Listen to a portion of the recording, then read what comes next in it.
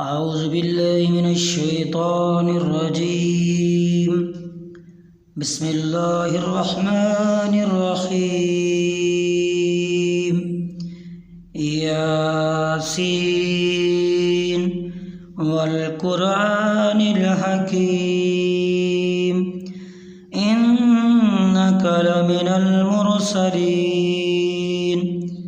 على صراط مستقيم تنزيل العزيز الرحيم لتنذر قوما ما أنذر آباؤهم فهم غافلون